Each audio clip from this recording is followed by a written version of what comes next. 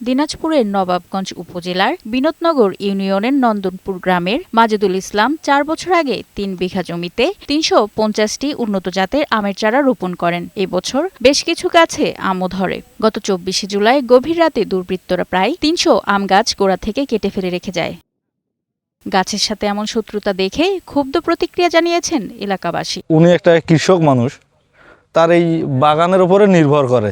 এই গাছগুলো যে কেটেছে সে মানুষ তাকে বলা যায় না, সে একটা অমানুষ জানোয়ার। তার সুষ্ঠু বিচার তদন্ত করে আইনের আওতায় আনি তার বিচার হোক। কান্নাজড়িত কণ্ঠে বাগান মালিক মাজেদুল ইসলাম এই ঘটনার সাথে জড়িতদের দৃষ্টান্তমূলক শাস্তি ও বিচার দাবি করেছেন। এই গাছগুলো আমি খুব কষ্ট করে মানুষ কাছে আশা করছিলাম যে এই গাছগুলো বেচে আম বেচে কিছু স্ত্রী সন্তান আছে লালন পালন করবো, কিন্তু আমার এক বছরের স্বপ্ন একদিন ধ্বংস করতে চাই। আমি চাই এর জন্য বিচার হয়। আমি প্রতিদিন ফজরের নামাজ পড়ে গাছ দেখি, আমার মন জুড়ে যায়, সেই গাছ কেটে ফেলছে। বাবা, দয়া করে আমার গাছের ব্যবস্থা করেন বাবা। বিষয়টি তদন্ত করে দোষীদের আইনের আওতায় আনা হবে বলে জানিয়েছেন পুলিশ।